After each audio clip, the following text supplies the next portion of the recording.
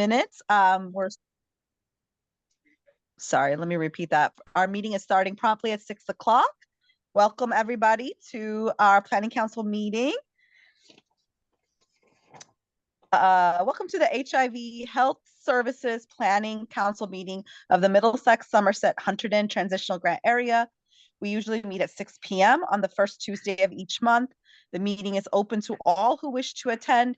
We request that everyone adhere to the ground rules on the back of the agenda. Thank you. Okay, for the Sunshine Law, the notice of this meeting pursuant to the Open Public Meetings Act of New Jersey, SA 10-4-10, and Bill A3850 has been complied with and shall be entered in the minutes of this meeting. Okay, for just a quick review of teleconferencing etiquette, please feel free to put questions, information in the chat. If you want to speak, raise your hand so we can see you, we can call on you. If you're on the phone, *6 to mute and unmute, and *9 to raise your hand. Okay, I think more people have joined us. Wonderful. We do have a really great presentation today. And so in the interest of time, we're going to make a quick introduction and quick icebreaker today, okay? So I'll go first. My name is Minu Christian. I am Planning Council Chair, also the Program Coordinator of Eric B. Chandler Health Center. And I'm also the committee chair for the QUISP committee, which stands for Quality Improvement and Strategic Planning. The icebreaker for today is, what is your favorite flower now that we're in spring? And my favorite flower is the tulip. Terry Fox, you're up next. Hi, everyone. My name is Terry Fox. I am the quality manager for Middlesex-Somerset-Hunterdon. And I don't really have a favorite. I'm going to go with roses. I have rose bushes that that have thrived. So I'll say the roses. Wonderful. B. Hi, I'm B. Franklin. I'm a substance abuse counselor at New Brunswick Counseling Center. And my favorite flower is definitely the rose. Awesome. George? Hi, everyone. Good evening. My name is George Higgins. I'm from Central Jersey Legal Services. And my favorite flower is the morning glory. Nice. Thank you. Kathleen?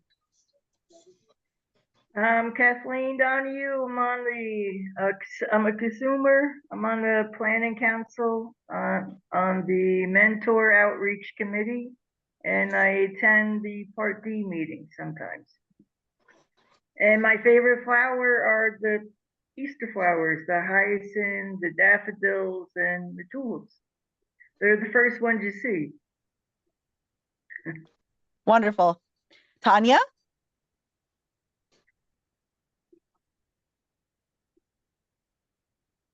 Hi, everyone. I'm Tanya Williams. I am the co-chair of the Middlesex-Somerset-Hunterdon Planning Council. I'm also the co-chair of the Mentorship and Outreach Committee chair. My favorite flower is the orchid. Oh, beautiful. Thank you. Jen?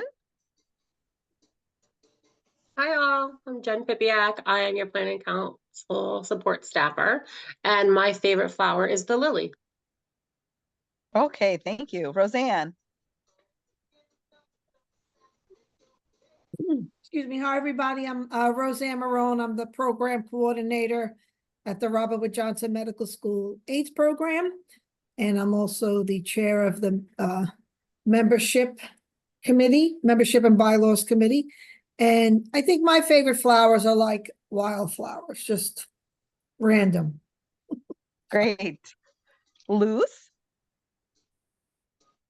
Hi, all. My name's Luz from Jefferson Health AIDS Education and Training Center Regional Partner, as well as the NJ TACT program. I would go with the passion flower, all different kinds. I just love how alien they look.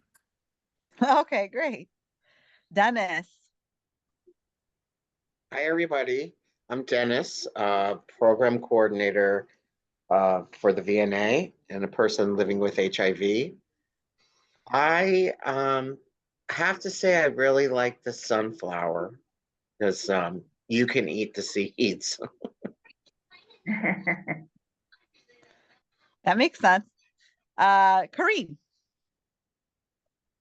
Hi everyone, Kareem Darwish, medical case manager for the VNA and planning council member.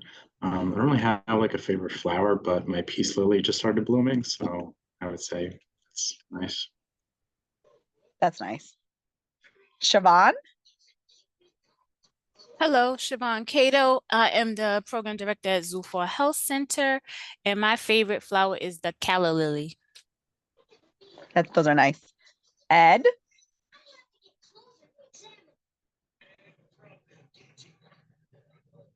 I don't know if you heard me, Ed, or Ed is trying to unmute, I think. Hi, There you go, everybody. Ed. Unmute there. Edward Kelly, Hackensack Meridian Health, Ryan White, medical case manager. Oh, favorite flower. I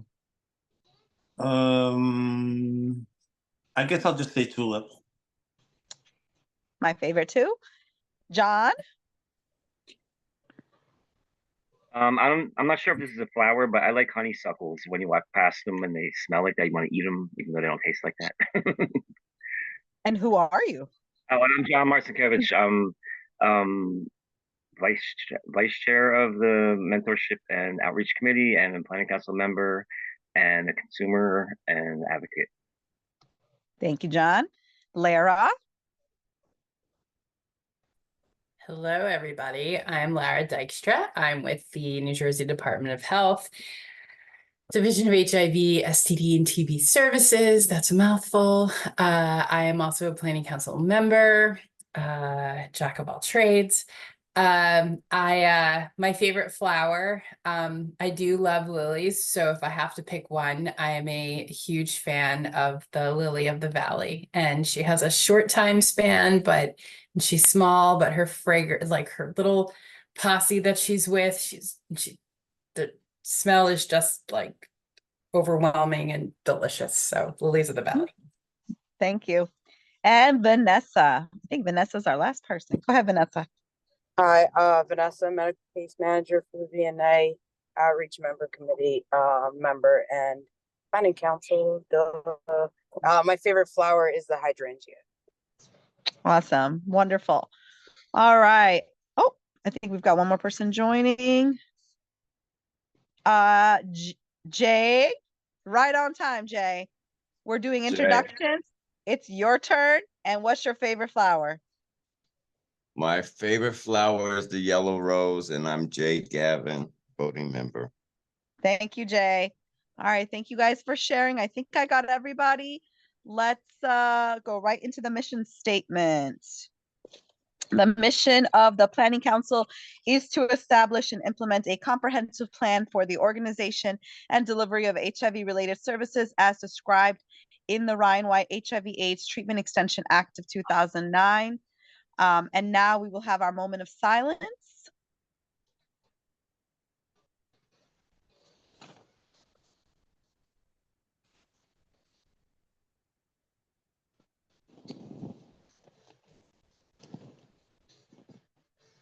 Thank you. Okay, I'm going to hand it over to Jen for the roll call of voting members. Hi, everyone. I'm going to do a quick roll call. Just please come off mute, say here, and we will move on. Okay, starting with B. Here. Carlton is absent. Siobhan. Present. Thank you. Jay. Here. John. Here. Thank you. Jose, I don't see on. No, okay. Kareem. Here. Thank you. Kathleen. Here. Thank you. Kelly, I think, is joining a few minutes late. I don't think has joined yet. Okay. Lara. Here. Thank you. Manu. Here. Thank you. Roseanne. You're on Here. mute. There you go. Thank you. Cheryl, I think, will not be joining us today. Tanya. Here, having a hard time putting my name on the thing, but I'm here. Thank you. And then Vanessa. Here. Thank you.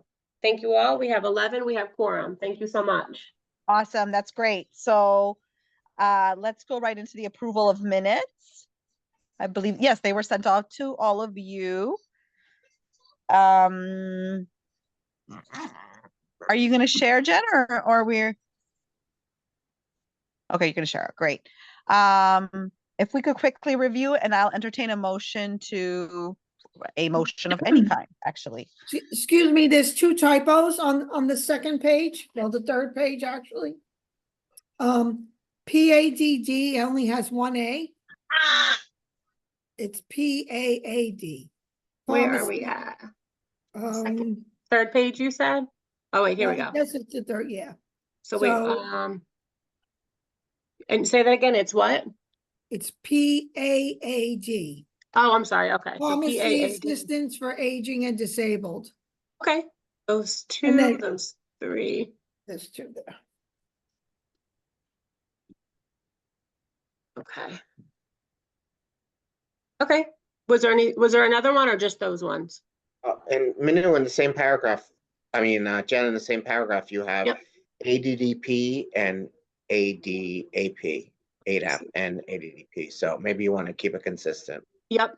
Thank you so much. So ADDP, ADDP, ADDP. Okay. Thank you.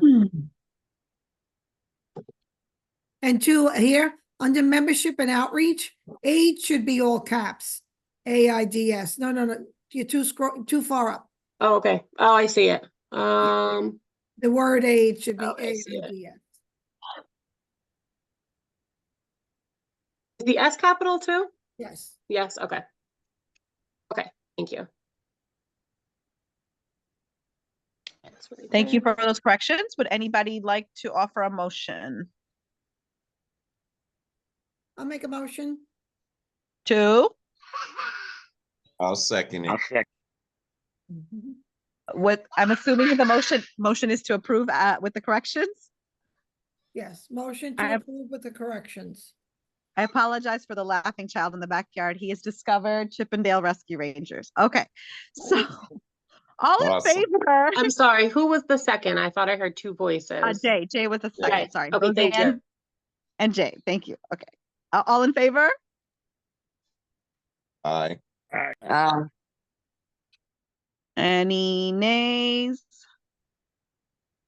Any abstentions? And the motion carries. Okay, thank you all. Can we also have the approval of agenda? Today's agenda? Yes, it was emailed to you today. Yes. Okay, Jay, I will. Uh-huh. Well, because I did go over it too today, but we'll wait for Roseanne. Oh, you're welcome to make a motion, Jay. Okay, I offer a motion that we accept today's agenda as is.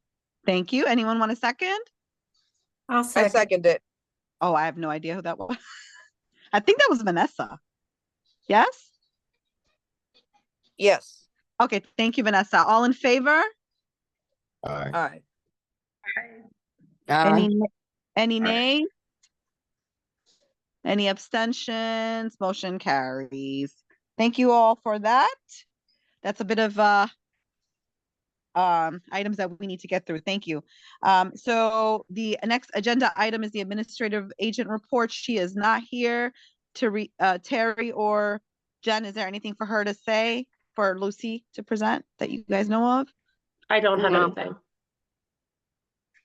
She literally told me 20 minutes before the meeting that she wasn't going to make it, so I don't have any report from her. Okay, thank you. Okay, guess what? We made it, Luce. We're at 6:15. It is time for Luce to do the presentation. Thank you so much for joining us. Today's presentation is going to be about affirming spaces for transgender and gender variant individuals. I'm going to hand it over to you, Luce. Wonderful. Thank you. Give me just a second to play with my screen in the way I need to so that nothing is in my way. Beautiful. And let me just open this up as well so I could follow along in case people want to put questions in the chat as I go along. Okay, awesome. Hi, y'all. Thank you for inviting me into your space tonight. My name is Luz Morgan. My pronouns are they, them, ella para nuestros hispanohablantes. I am the operations manager for the Jefferson Health AIDS Education and Training Center regional partner. We are one of 2 regional partners located within New Jersey, the other one being up at Rutgers School of Nursing at the FXB Center. I am also the operations manager for the NJ TACT program, which is the state-funded program that runs all of the HIV testing and counseling trainings, as well as our additional trainings for different roles funded by DHSTS. So as I go throughout the presentation today, please feel free to drop your questions, comments, concerns in the chat room. I do have it open, so I will follow along. But given that I don't want to take too much time away from y'all, I will save answering anything until the end of the presentation. Today's agenda, I am going to speed through some of the slides. I just want to let you all know that you will be getting a copy of the slides after the fact and some follow-up materials. And I will also make sure that you have my contact information in case you would like to reach out to me afterwards for any questions, concerns, any follow-up. But we're going to spend some time today just very briefly grounding ourselves in some terminology. We'll talk about some health concerns. We'll spend most of our time talking about inclusivity, belonging, and some action items that we can take away from today. So the first piece that I want y'all to meditate on, and you can meditate on this throughout the presentation. And on the slide, you'll see it says, if your customers felt unsafe in your environment, how would you communicate safety to them? I'm going to challenge you to think not only of your customers, right? Because we are not only just providers in this space, but when you are with your friends, when you are with your family, when you are with your loved ones, with someone that you just met that really fascinates you and you want to build a bridge and a relationship with them, how do you communicate that they are safe with you, that their opinions, their values, though they might be challenged, will not put them in an unsafe territory? And I want you all to just take that with you throughout this presentation, because really most of what I'm going to talk to you today about is about creating inclusive spaces, but it's going to be coming from the lens of harm reduction and safety. I also want to ground us in some terminology, right? Because it is constantly evolving. We are constantly in a space where even those of us with lived experience are adapting to terminology as it comes out. And I would also like to point out, right, that terminology often comes from 2 spaces. It comes from community and it comes from academia. And those 2 spaces don't always know how to meet one another on the same ground, nor know how to play nicely with one another on the same ground. So I just want to ground us in some terminology today that will help us get through the rest of the presentation. When we talk about sex, what we're talking about is everything that refers to the genetic, hormonal, anatomical, physiological characteristic on whose basis one is labeled at birth as either male or female.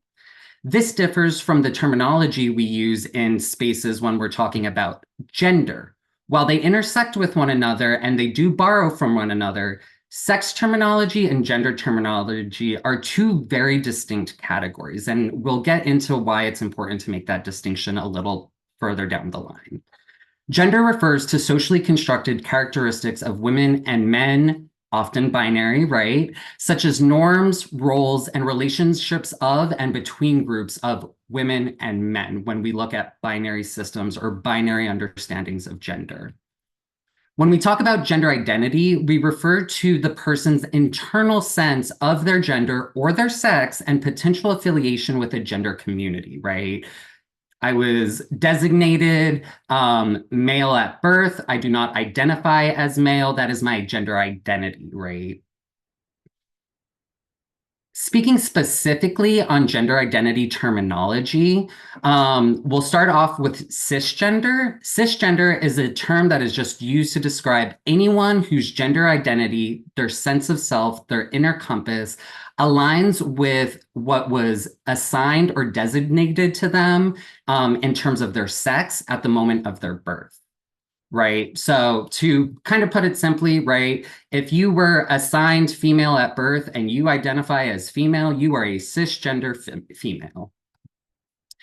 Transgender is the umbrella term that we use for people whose gender identity and or expression is different from cultural, social, and scientific expectations based on the sex that they were assigned at birth. Non-binary, also one of our wonderful identities under the transgender umbrella, although some people who identify as non-binary do not also identify as transgender, describes people who do not identify exclusively as man or woman. Non-binary people may identify as being both a combination of man or woman, somewhere in between, or somewhere falling completely outside of binary categories of man and woman. That's why we call it non-binary. Genderqueer, very, very similar, is people who typically reject notion of static categories of gender and embrace a fluidity of gender identity, and often, though not always, sexual orientation. Again, our language around gender and our language around sex borrow from one another, but they are not inherently the same. When we talk about our beautiful, however you want to call it, our rainbow squad, our eligibility committee, our beautiful LGBTQIA+ community, there are a number of different terms that some we have become more accustomed to and more comfortable with using, and some that are very, very new to us, right? I'm just going to put them all up on the page because I don't want to spend too much time away from the presentation, specifically in the terminology. I do want to note that one of the resources I will share with the council after the presentation will be a glossary of current terminology. So you will be able, and you will also get a copy of the slides. So you'll be able to review this and follow up with any questions you may have. Some items that I do want to point out on this list, right, are questioning, meaning that you do not have to identify as LGBTQIA+, LGBT. You don't have to identify as any one of these things, but you can be someone who might want to be exploring that space and exploring that community as someone who is just beginning to question your identity, whether that be around your sexuality, your gender identity, or your expression, right? Queer, while historically has been used as a derogatory term against the community, has been reclaimed in many spaces and by many people to be an empowering term. I often describe myself as queer because I am someone who does not fit well into categories. And the moment you try to put me in a box, I'm a pop open that box and tell me why you should have never built a box to begin with. The other term that I would love to point out, because this is a group of people who do not get the visibility nor the in-depth conversations that we have about other communities within this larger community, right, are our intersex and asexual folks, right? Folks who are born intersex are people who are born with chromosomes, hormones, genitalia, and or sex characteristics that are not exclusively male or female as defined by current scientific, medical, social establishments in our society. I'll get into that a little bit in the next slide, so just stay with me for a second. I also want to talk about our asexual folks, right? Our folks who experience little or no sexual attraction to other genders. That doesn't mean that they never have had a sexual feeling in their life. It just means that sex is not or feelings and behaviors based on sex are not a consistent in their life. And so I just want to kind of shine a light on those spaces, because I think those are some of the spaces within this larger community that we really don't talk about a lot. And of course, beyond, right? That's what the plus is. We're always adding letters to the alphabet, and we're always broadening our understanding of what it means to be human and what it means to express your humanity. One of the resources that we love to share with folks, and also I think creates a very simple visual for how you can kind of throw the terminology away in the bucket, because I know a lot of people get caught up in remembering and wanting to be affirming to people, and that sometimes leads to mistakes as well. That is okay. We are here to understand each other more and to create bridges for further understanding and further development, right? One of the reasons I love the flying gender unicorn, right, is that it shows you that all of these things that I was just talking about, number one, we'll divide them into gender and sexuality, like I had said before, but it shows the continuum of identities within each of these, right? I can see within gender identity, there is a continuum for non-binary, there is a continuum for women, there is a continuum for men. Same with my gender expression. Same with genitalia, right? The reason that I had made a highlight on our intersex communities before, right, is that oftentimes when we are born, we are designated a sex and a gender that matches purely our external genitalia. It does not speak about the hormones that we have inside our bodies, which not only can be varied between our ideas of man and woman at birth, but also change over time, right? As you age, your levels of estrogen change, your levels of testosterone change. And yes, both men and women have both estrogen and testosterone, right? Our external genitalia oftentimes also does not necessarily match up perfectly with the chromosomes in our DNA. Very similarly, we can see in the sexuality aspect, right, where even our sexual identity, who we're physically attracted to, and then who we are also emotionally attracted to, because who I am attracted to physically might not match up with the people that I feel an emotional safety with, or a space where I feel emotional connection, right?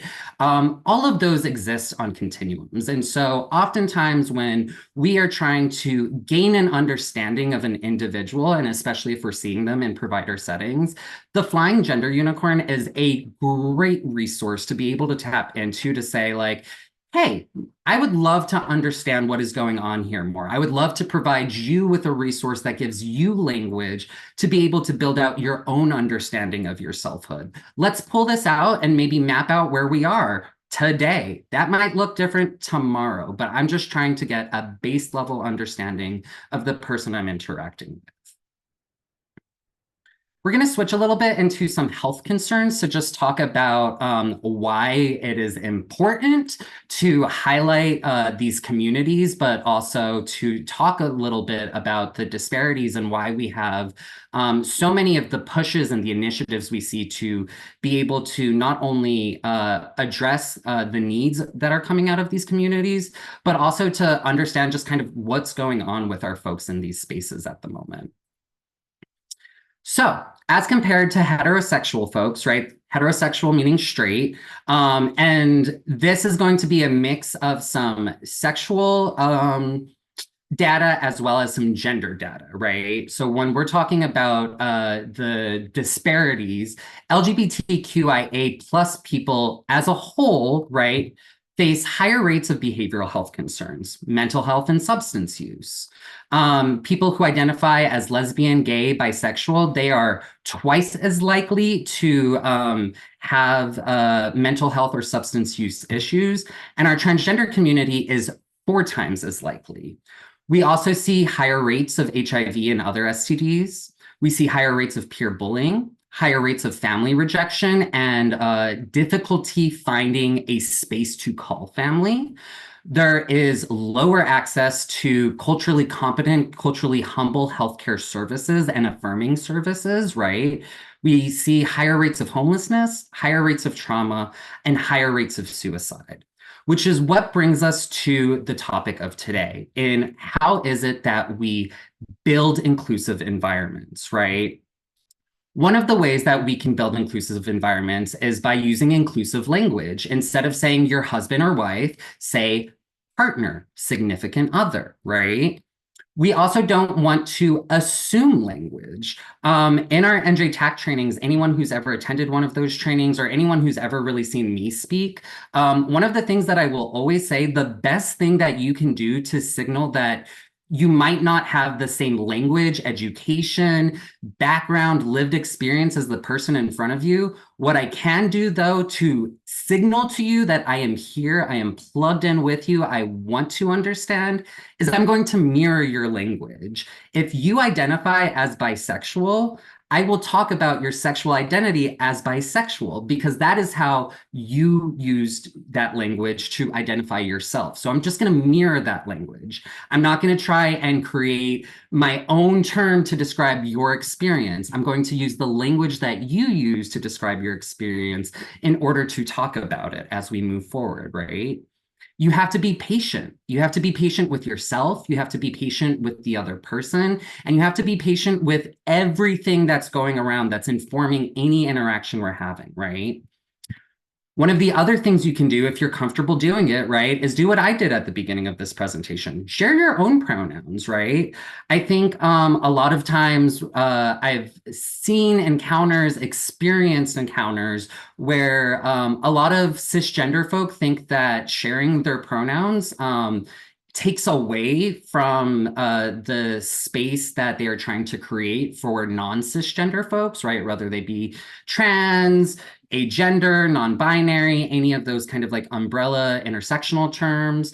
But really what it does is that it signals that you are, number one, aware, and that it is also important to be able to show so that other people know how to you identify and how to reference you, right?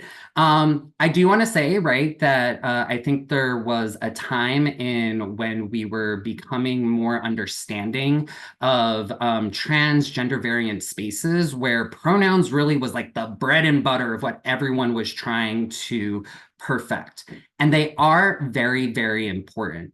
But what I want to mention right now, and I'll get into a little bit later, is I don't want it to be something that becomes something that you are hooked on constantly, that you are saying, oh, I used the wrong pronoun, and now I have to create this moment where we're all talking about how I used the wrong pronoun.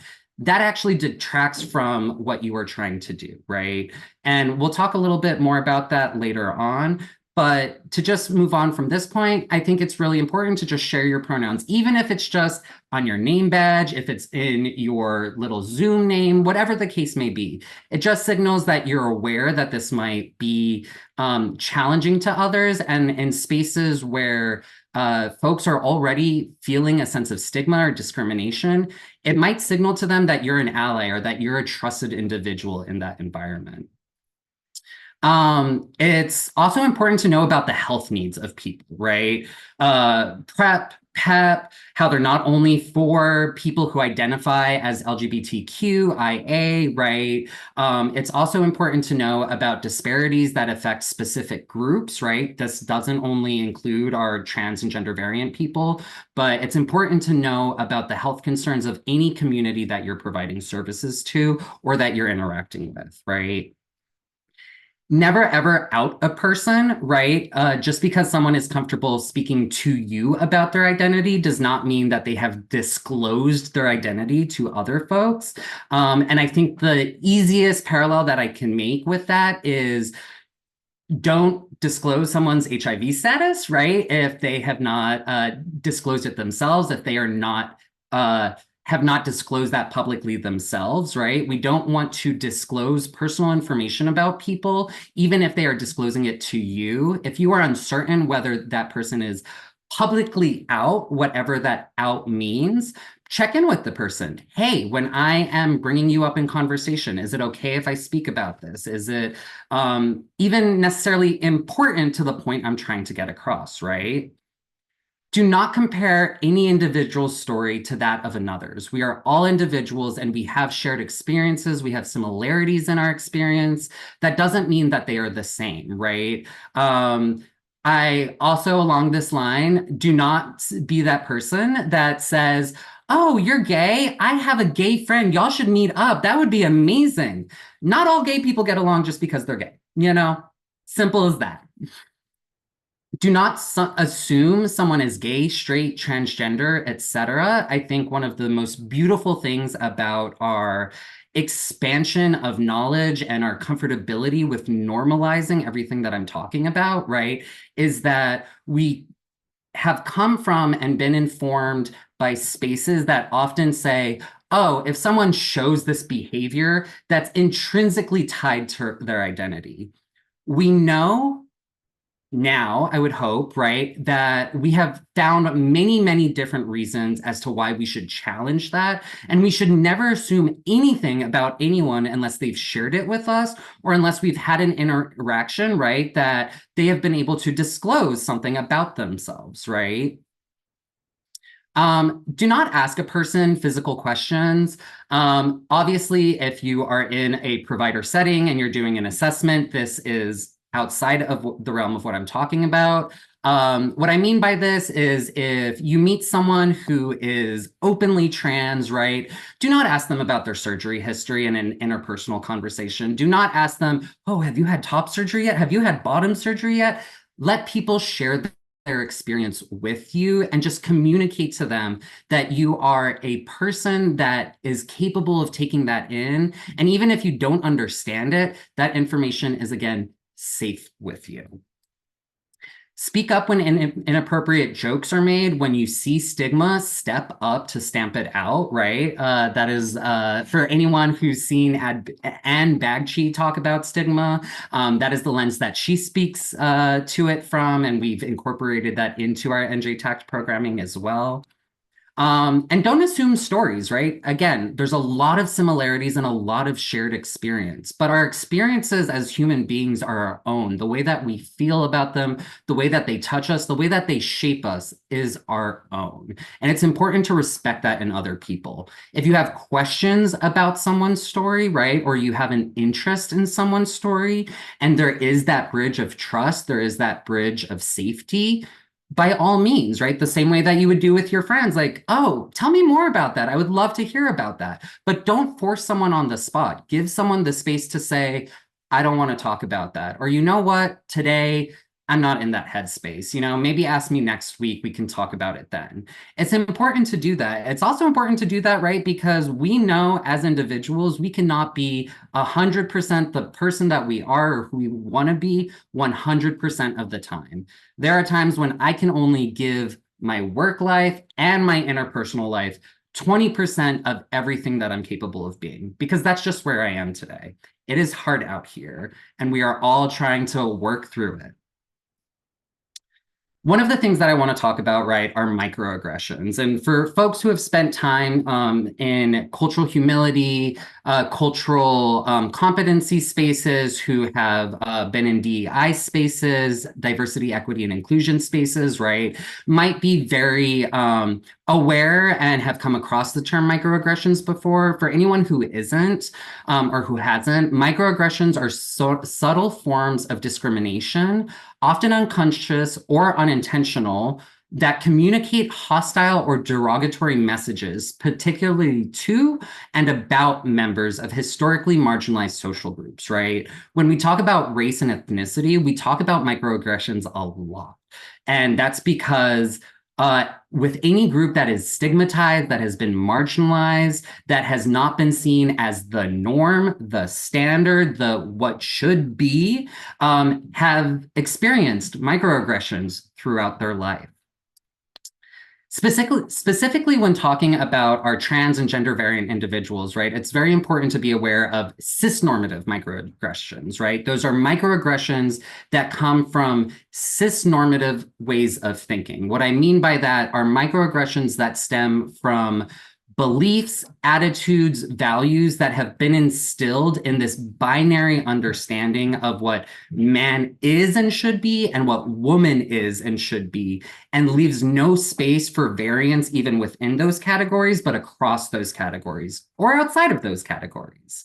So when we talk about cisnormative microaggressions, especially in healthcare spaces, providers might often unintentionally convey these, right? Which in a lot of ways communicates to transgender diverse people, that's what that TGD stands for on the slide, that their identities, experiences, and relationships are either abnormal, pathological, unexpected, unwelcome, or shameful.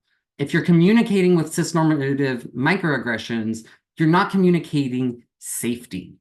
An example of a cisnormative microaggression would be misgendering, right? Which is a term that means that we misidentify or incorrectly identify a person either by their chosen name or the pronoun that they would like to be identified with. Again, not going to spend a lot of time on this slide. I think a lot of us are fairly used to seeing he, him, his, she, her, hers pronouns. I think we've become accustomed to they, them, their, although I can even say from my own experience in the clinic that I work in, people still misgender me all the time. And it is often unintentional, right? And it's not that those people are trying to say that they devalue me or that they don't see me as a capable human being. But what I can tell you from my own experience, right? I'm someone who's very lucky in which I do not have trauma tied in with my gender identity, which means if someone misgenders me, I am not going to have a parasympathetic or a sympathetic reaction within my body to that. I will just know that you are wrong. And if you are comfortable being wrong, then that's on you. And that's great. You know, I like to be someone who has never misrepresented myself. And so when someone does address me using the correct pronoun, all it says to me is that person sees me for the full scope of who I am. That's not even to say, right? That's not to say that we don't make mistakes. And that's not to say that even the people who are closest to me, even myself, I have misgendered people. I sometimes slip up on people's pronouns. People who I have known for years since I was a little baby gay, I will sometimes accidentally slip up. This happens. Language is complicated. It is evolving constantly, right? And so what I want to do with this slide is just show you that there are more pronouns out there than what we typically see between he, she, and they, right? And really what pronouns communicate more than anything to anyone, as I was just mentioning when I was kind of talking about my own experience, right, is they communicate that I see you, that you are safe here, that we will care for you, and something that is not up on the slide, but that I always like to mention, that I am trying to seek to understand you further, right? Because if I see you as a human being, I recognize the complexity of the intersections of your experience and your identity. And I want to honor that, right? And by using the correct pronouns, it's a way that I can signal that I am attempting to honor that in every interaction that we have. This isn't going to be a live poll, but just something else to meditate on, right?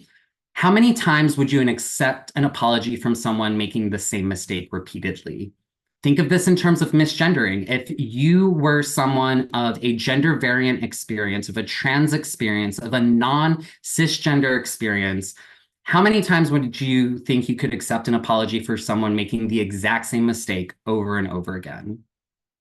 Once, twice, a few hundred times, never ever again. This is my last straw, right? It's really, really important that when we're talking about misgendering, right, that the first thing you should always do is just apologize. Don't make it about you. Don't make it about like, oh, my level of, no. It is not about you. You misgendered someone, you communicated to someone that they might not be safe in your space. Apologize to them. Step 2, prevent the mistake in the future, right? And the way you do that is by exposing yourself, having conversations with people, educating yourself, attending trainings, right? Like this one, and really, really seeking to widen the scope of what it is that you think you understand and opening yourself up to realms of experience that are outside your own.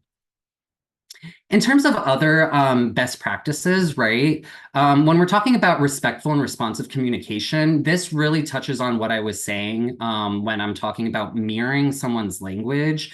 Use the person's pronoun and their chosen name, right? On the next slide, I'm going to show you some best practices for maneuvering, like if you do work in a provider setting and you're dealing with a situation in which someone has not chosen not to or has been unable to legally change their name, the name they go by in their day-to-day life and the name that is on their documents might be different. And we're going to talk about how you can maneuver those interactions, right? But it is so important to always always use a person's pronoun and the name that they have given to you, right? And again, you just mirror the language. I meet someone for the first time. If they haven't already expressed it, I take a moment. I'm just like, hey, I just want to make sure I'm aware. What are your pronouns, you know? I would like to also say in this moment, some people have a extreme distaste for the term preferred. Other people are okay with it. I always just like to ask people what their pronouns are. If they are someone who uses multiple sets of pronouns, i.e. they go by she, her, hers, but they also go by they, them, theirs. I ask if either of them are more affirming to them, right? Is they, them, theirs more affirming, or is she, her, hers more affirming? And I think that is an easy way to step around this notion of preference, right? Because we're talking about our experience. It's not that I prefer to be trans, it is that I am trans, right? It is not a preference, it is my experience, it is my being. Don't guess. Apologize for mistakes, and be prepared to troubleshoot. Be prepared to have some tools and resources to maneuver courageous conversations, right? Difficult dialogues. Again, not going to spend too much time on this because I see I'm getting close to my cutoff time. But here's some best practices that you can use in a couple different settings, right? One of my favorite ones, and the one that I do want to point to and highlight here, right? It speaks to what I was just talking about, where in provider customer situations, right, you might be interacting with a person whose information on the documents you have for that person don't match how they identify themselves or that the name that they've provided you, right? Is this ask respectfully about names if they do not match what's in your records. Easy ways to do this. Hey, could your chart be under another name? Or what is the name that is on your insurance? Do you have a name on your ID that is different from the name that you've provided me? I ask that not because I'm not trying to respect you, but because in our system, right, we have to go by what's in our system. And so I'm just trying to match up and make sure that the person that I'm talking to matches the file that I've just pulled up, right? Another one that I really, really love, right, is that instead of saying like, if you're trying to call out to someone or you're trying to avoid pronouns or misgendering someone, right, refer to that person by their name, right? If you're calling out and you're saying, oh, by the way, Max is here, you don't have to say, I don't know Max's gender identity. I don't even know who they are sexuality-wise, the sex that they were assigned at birth. All I see is that their name is Max, right?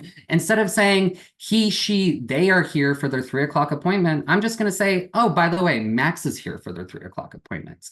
I'm using the name, specifically the chosen name that that person gave me to address that person, right?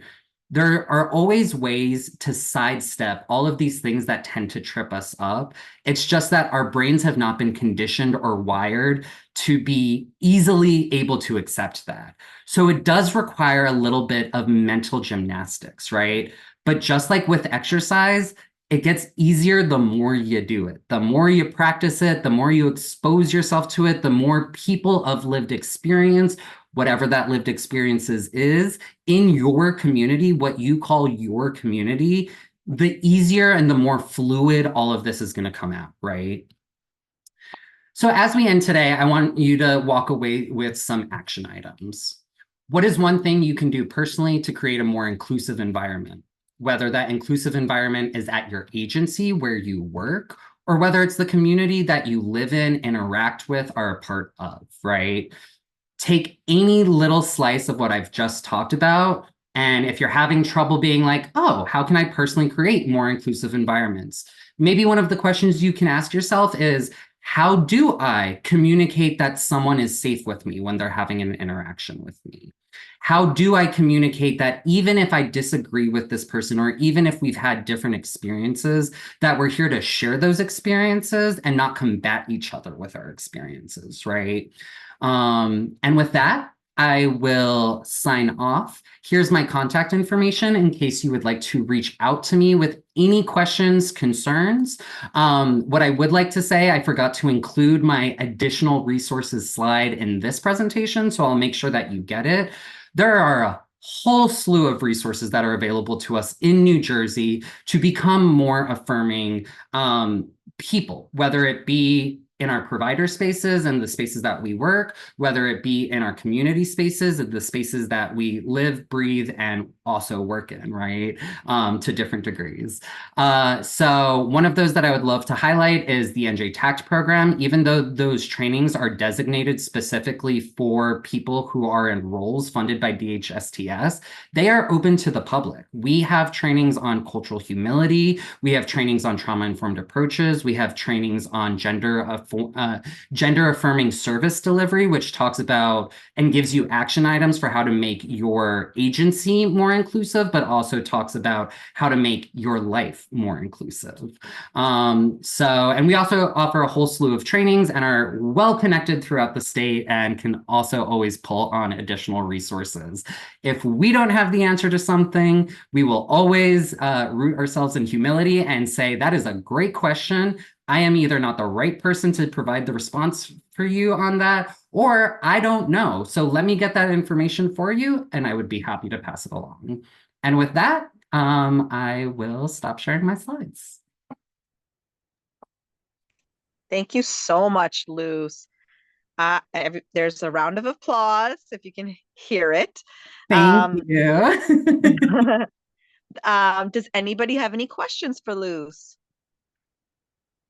Dennis is the first hand I see. Yeah, ahead, just Dennis. one quick question. Yeah. That list of the pronouns, I've kind of seen it before, but I've never got an explanation for them. Like, you can't guess if someone's using something besides they or them or he or she, or, is it Right. like how a person identifies? Because some of them are not even words. I mean, that's something that's just created as time goes along, or? Yeah, so I mean, right, I think what's funny is that we tend to forget that the language that we use every day, the language that you and I are using right now, has transformed over time. The way that we speak is not the way that people in the 1920s, 1840s spoke, right? We have terminology that we use in our day-to-day that does not mean what it meant 50 years ago. Right. And so I think one of the easiest ways to kind of like interact with this whole slew of new language, and it is new, right? And you never necessarily know if it came from a community space or if it was only discussed in the ivory tower of academia, right? But what you will come across is that language is always going to evolve. It's always going to adapt, right? That's one of the reasons why I think it's important to identify your pronouns. I, again, would never force anyone to disclose anything that they are uncomfortable with. The amount of people that I have come across that say, oh, well, I don't use pronouns.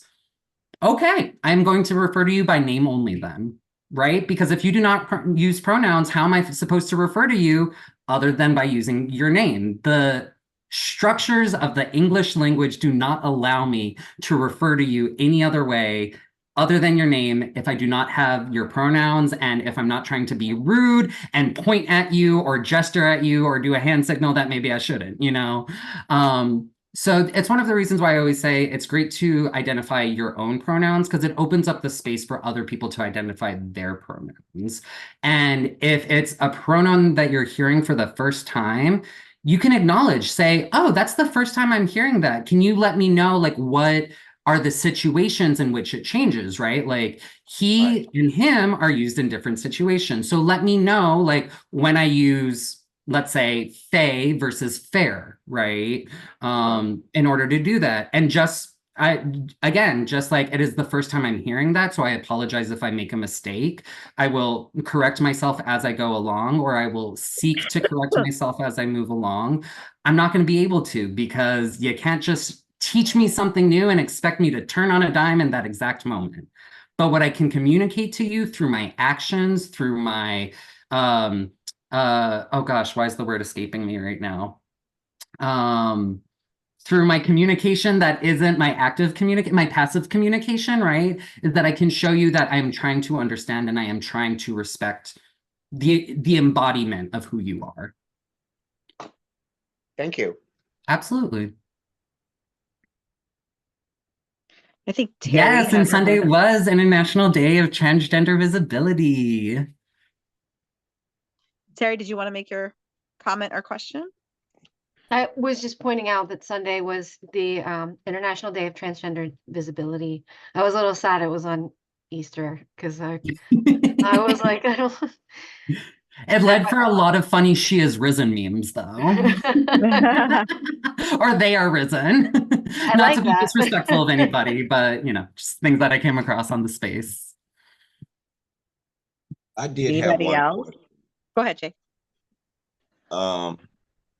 That chart that you showed, are the schools teaching that? Because That is I'm in that because of course there's so many that fit in that, the numbers. So I mean, Yeah. As I'm sure you're aware, our youth are a very difficult population for us to reach from our spaces, right? In a lot of different times. And as we also know, school curriculums are something that are very difficult to change and are very tied to the politics of the town in which they are a part of. And so what I will say is from my own experience, I went to high school in Highland Park, New Jersey, right next to New Brunswick. It is a very liberal space. It is a very forward-thinking space, and it is a very multicultural space. And so I was lucky. I am actually an ex-High Tops teen pep kid. I was someone who got educated and was able to educate my peers on sex education. I then worked for Sex Etc. out of the Answer program at Rutgers, New Brunswick. I was one of their teen editors and writers. Talking about sex by teens for teens. And what I will say is that I was very lucky in that we were allowed to have full reign with what we were teaching in terms of affirming practices, right? I'm not saying that we're talking to kids about kink culture. That is not what I'm saying. What I am saying is that we were able to talk about gender variance. We were able to talk about sexual expression. We were able to talk about these different pieces that are way easier for us to talk about in adult spaces, right? But can oftentimes be very difficult to talk at that age level in. I know that Jersey as a whole is typically fairly open, but again, it really just depends on what community or what township you're in. And it is a space that we're trying to get into a lot more. We've had some success in different districts in terms of bringing education that might not be available in place or adding to education that might be in place around these topics. But it's a space that needs a lot more work, honestly. And it is a space that I think in different planning bodies and different initiatives that our field has tried to put forward, it is always going to be a hill that we are climbing up against, I think, in terms of not just sex education, but even information about STIs, STDs, information about substance use, harm reduction. I have never seen a high school talk about harm reduction.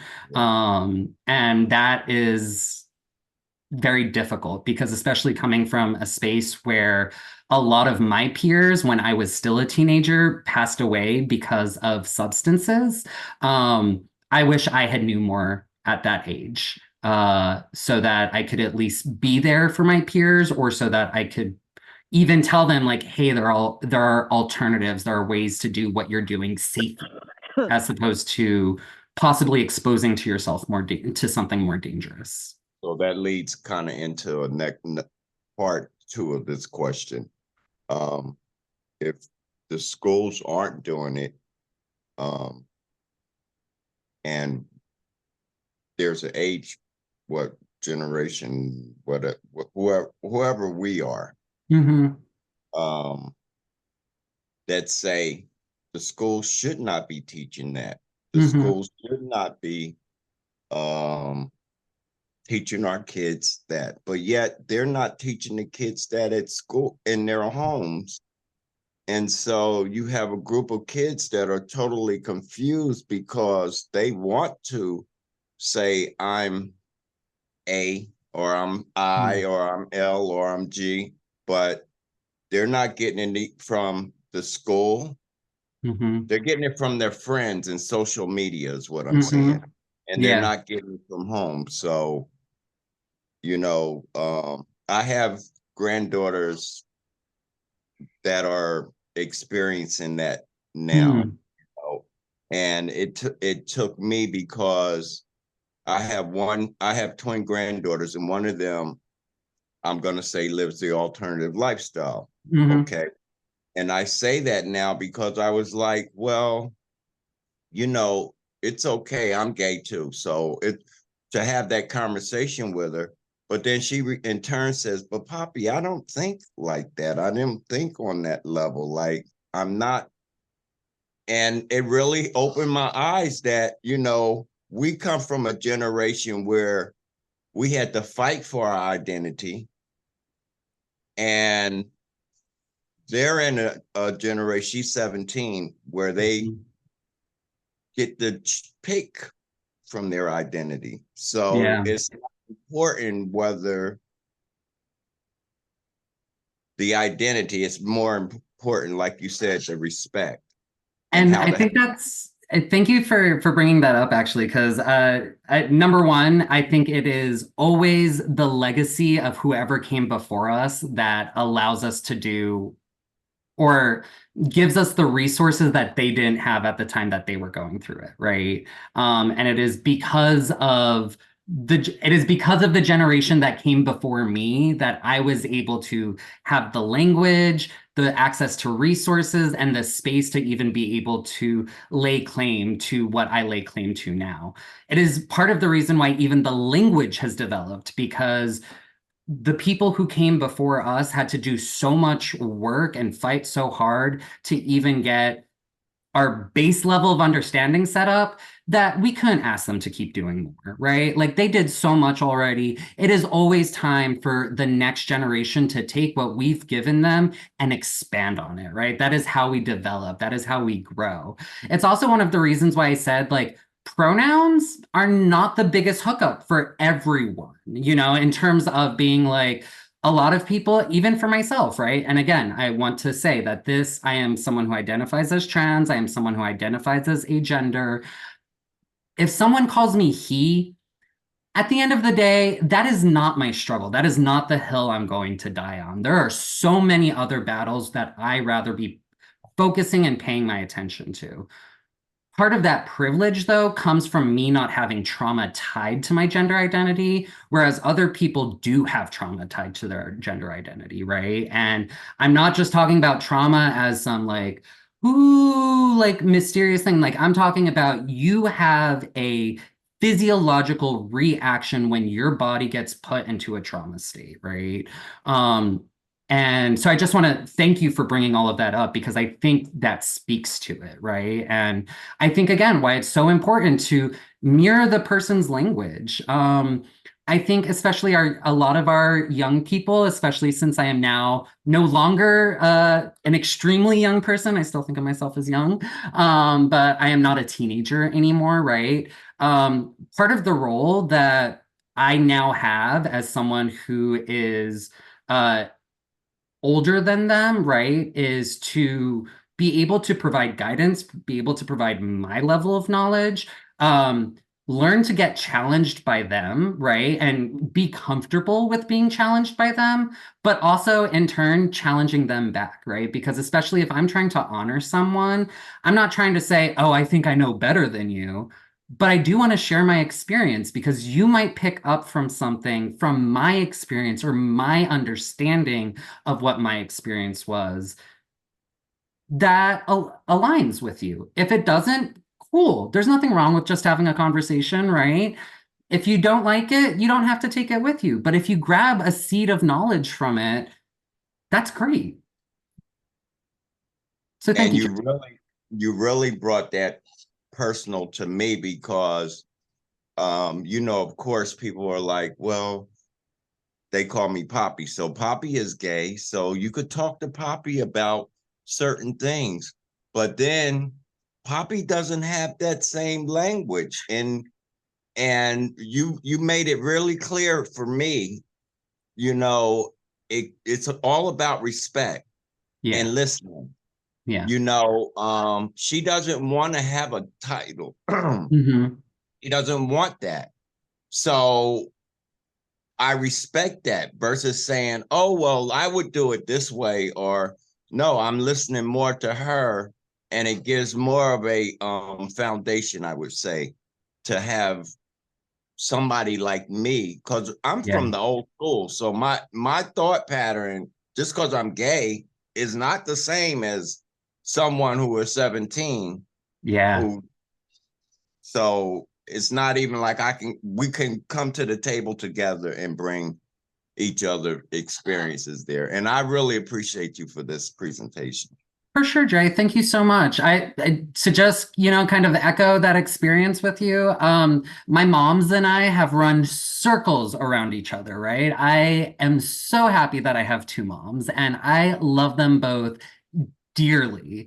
When I came out as a baby queer, back when I was 13, my mom and I came out to each other in the same car ride. It was a very beautiful experience. That was how I was identifying at the time. As I continued to age and continued to learn about myself, I recognized, oh, there's actually a gender component to this also. It's not just about sexuality for me. And even though her as a bisexual woman, her partner as a lesbian, woman-loving woman, the language that they use and the challenges that I've had with them, not to say that they've been traumatic challenges, just challenges we've learned from them, right? Was that my language and my understanding of these issues was not where their language and their understanding of these issues were. Neither of us were incorrect, but we had to learn from each other, right? I also had to learn to speak about my experience to people who didn't have the language that I had. And a lot of that I got from interacting with them, right? Because I had to, number one, teach myself the language, see if it aligned with how I was feeling, vocalize that to them, have them really like in my face, like experience like a, this does not compute moment, give it a couple days for some understanding, some comprehension, some rest, approach it again. And most of the times it was like smooth as butter, you know? Well, thank you so much. For sure, for sure. Yes, thank you. Jen, you had your rate? Go ahead, Jen. Yep, I just wanted to say two things real quick. I love how you conveyed the part about like how our language has changed over time. And like if we think back like 30 years, 60 years, 100 years, how differently we all talk now. Because I feel like there's such a hang up on like, well, we didn't talk like that 20 years ago. I don't know how to get past it because we didn't talk about it. We're all evolving so much. And when you put the effort in, it makes a difference. And I just love how you conveyed it that way. I feel like it was such a good way to understand how everything is changing and language is changing in general, and that this is such a part of it as well. And then I also wanted to say, I didn't know if there's any other questions, but before you jump off, I wanted to ask if you had so much great information in those slides. So anything you could share that you could send or that I can send around to everybody. For sure. If you want to send it to me in that email thread that we already had with the meeting material and stuff, anything that I can share with everyone. I can send out whenever you want to email that to me. I would really appreciate it because there's so much in there that was fantastic, and anything we can spread around, that would be awesome. So thank you so much for coming. I don't know if anybody else has any questions, but I just wanted to say that. So thank you so much. Thank you so much, Jen. And I do see that there is another question, but just to respond really quickly, right? Yeah, there is a whole slew of materials, right? And I could talk about this sort of material and all of the different pieces for an entire day and still have not had enough time to touch on everything that I wanted to touch on, right? So all of that to say is that if there is any piece, small or large, about today's presentation that you were interested in, not only will you get some follow-up materials, right, but we at the AIDS Education and Training Center are federally funded to provide free trainings on a whole slew of intersectional issues in both provider settings and community settings. So please do not hesitate to reach out. It is free education. We are federally funded to do it. I just want to say thank you for the whole thing was excellent. I want to Thanks so say much. that your parents, your moms have raised such a good kid. You're younger than me, so can I call you a kid? Absolutely, absolutely. They Thank have you. raised a good kid. So Oh, thank you so so much. much. And I'm so glad to hear that you're conveying it to the next generation. So thank you so much. Absolutely. For sure, for sure. Thank you. I take that and I feel it and I love it. Thank you again. Is there anybody else with any questions, comments? I think you might be called back in the future. Yay, happy to do so. Yeah, I think we rotate folks who attend our meetings, so it's great to hear this at least like once a year. Thank you so Yeah. much for coming, and I know you have to leave, but you're welcome to stay. But we're gonna get to business too. Thank you, Luce. Thank you, Manu. Everyone have a great evening and yeah, be well. Bye. All right. All right, guys, the excitement is over. No, I'm kidding. We have another exciting presentation in a little bit. But before we get to all of that, we do have one item that we need to vote on. We had no old business, so I'm skipping that. We're going right into new business. As you all may recall, we've been spending a few months now updating the Emergency Financial Assistance Service Standard. It has been approved or has gone through committee and also executive committee. So now we have to share with you all for a roll call vote. So Jen, can you please share? And I will attempt to read it. All right, there's two parts of the emergency financial assistance that was changed. You have what previously was on the left. So the big change is that instead of EFA being available to folks once a year, it's moving to every 18 months. Each client will be eligible for emergency financial assistance every 18 months. That's the change. That's number one. The second part, which is the second slide, it's a lot of reading here, but essentially the two bullet points, each of the bullet points addresses a portion of the EFA. So the first one is related to utilities assistance. So what it says is each client will be eligible for up to $750 for EFA. And in parentheses, it says not including rental assistance because that's the next bullet point. So for utility assistance, you have a max amount of $750 available once every 18 months.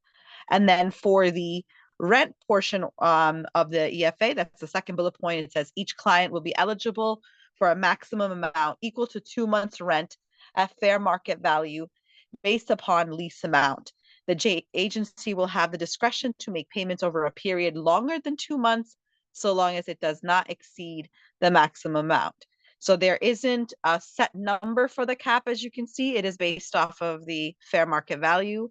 There is a certain number of months that are there, but if for whatever reason that 2 months is not used up all in one time, there's some flexibility there for the agencies to do more than 2 months, or I'm sorry, over a period of time until they reach that 2-month limit.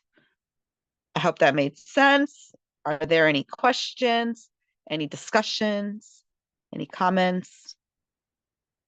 Is there a motion? Dennis, do you want to say something?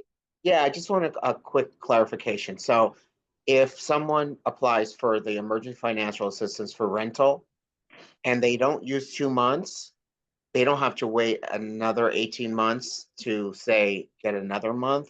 I'm not clear of kind of what you said there. Right. Your maximum amount for the 18 months is whatever the value of the 2 month at the fair market value. Let's Right. make So it up. if you use it once, like 1 month in And it's January, $2,000, let's say, right? You're Right. allowed 2,000. Let's say you're allowed to have total of $4,000. You Right. use up the $2,000, you still qualify for another $2,000. for in that same 18-month period. Correct. Okay. Anybody else from the committee? Is that how you understood it? I didn't. Yeah, I didn't understand it that way. Okay, so I'm sorry. So it's like money in the bank? you are entitled to because we don't have numbers, it's hard to maybe visualize this, but you have availability of 2 months worth of rent at the fair market value available to you. And how that money is spent is the flexibility that's given to the organization. Does that make sense? Okay, so I'm assuming that that's a one time every 18 months, but you're saying if there is, because the consumer shouldn't know that. Maybe I'm speaking wrong, but if there's a one time, you can do this every 18 months. Okay, then once you do it the one time, there's no money still there in the bank for you to go back to again. Right? That's my understanding. So, and I could, honestly, and then maybe I'm explaining it wrong to me. So I see it as a flexibility there.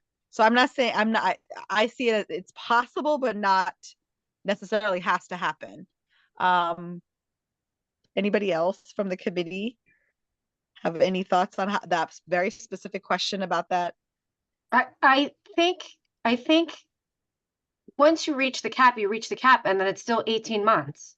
So it's just right. What they're saying is, if you had 2 months of assistance, but you didn't reach the cap, then you could stretch it out. But as soon as you hit that cap, you still have to wait 18 months.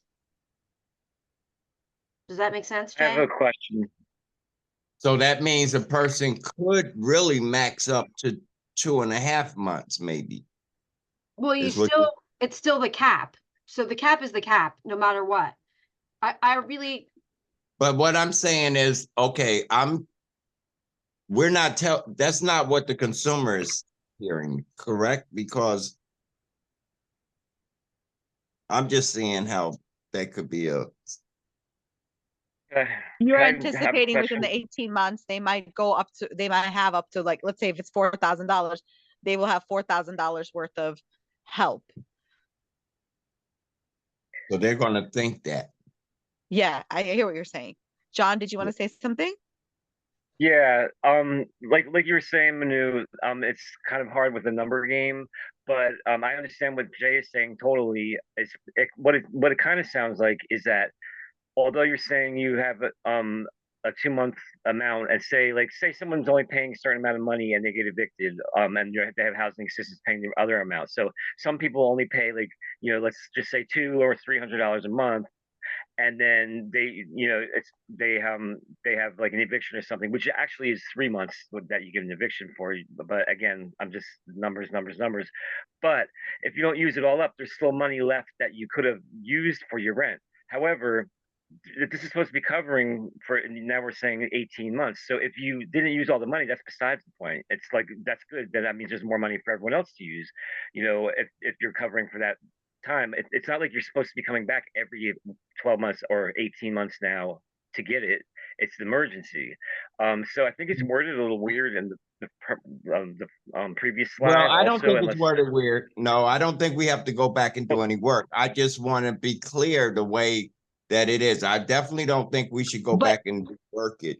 I think it was just advertising it. I think it's advertising it like you're allowed to every 18 months go and get your rent paid. That's the way it sounded to me in the beginning slide. And although I wasn't involved in this because I haven't been at the committee since it's changed, I have been involved in service standards for a long time. So I'm just, I've been in the conversation a lot about that and everything. And I'm not trying to rewrite anything, trust. but at the same time, if there's enough gray area raised by this conversation, we may need to put something to clarify, because ultimately the agency has to execute the standards, right? So if we need to clarify, then that may be what we need to do. I think in our heads, we were thinking if their rent was less than the fair market value, they may have an option of going up to 3 months. Right. But they did not really anticipate what would happen. Can they come multiple times until they reach the maximum amount? Right. So I just wanted to put that. I don't know if we actually even thought that through. I think there's some comments and questions in the chat. Put a good comment in. Kelly's had her hand up. Sorry. Okay, so let's do Kelly and then we'll do the comments. Go ahead, Kelly. I think that what you just said, as well as John, this statement makes people think that if we have it like this, it's gonna make them believe that, okay, I can get a month this month, and then if I don't have enough, 6 months from now, I can come back, and then I can come back again. And I think that that's the wrong message to send. So doing the 18 months is like actually like null and void then, because people can pretty much just gauge it the way they want to and come whenever they want to. And just break it up. Well, I know I got $4,000, so I'm going to split it up into 3 different times that I can come and get money. So I think that if they come and they get 2 months worth of rent, regardless to how much it is, this is just my 18 opinion. months. After that, 18 months. That's It's right. no, Okay. oh, you can come back again. Thank you, Kelly and Jay. I think we need a motion to go back, or do we need a motion, or yes? Okay, before we do that though, I just want to make sure all the comments and questions in the chat were addressed. I know Gregory Higgins, or I'm sorry, George Higgins, I apologize, had a question. Is your question answered? I saw a response to it. Yes, it's answered. Okay, got it. Thank you. Thank you. Any other questions or Jose comments? has his hand raised now as well. Oh, Jose, go ahead. I didn't see. And then Lara, I think, said something. Yeah, let Jose go first, and then I'll go after Jose. Yeah, before we jump into whether 18 months is appropriate, because people will be knocking on the door at 18 months in a day. The old standard says, what does it say? Can you go back? It says The previous slide. Yeah, single time per year per lease. No, the other one, the one we were just on. Right? Doesn't it say? It says the old standard says they're entitled to assistance a single time per year per lease. So, like what exact, but I understand the concern about people coming back as soon as they know they're eligible again. But I think we need to add that language is what they're recommending then. I agree. Right? Well, I mean, it needs to be amended. So it would just say each client will be. Oh, go ahead. Didn't we extend it to 18 months though in the other slide, or no? So maybe it's a single time per 18 months. Yeah, but I think that's already baked in, no? Or am I? I don't think in that it doesn't say a single time in that 18 months, does it? Or is it covering it? No. Because what if I have? Yeah, I mean, we would have to add, I think, how the second slide is written. The EFA includes rental assistance, right? Or no? It does. So it's the second bullet point that we're debating.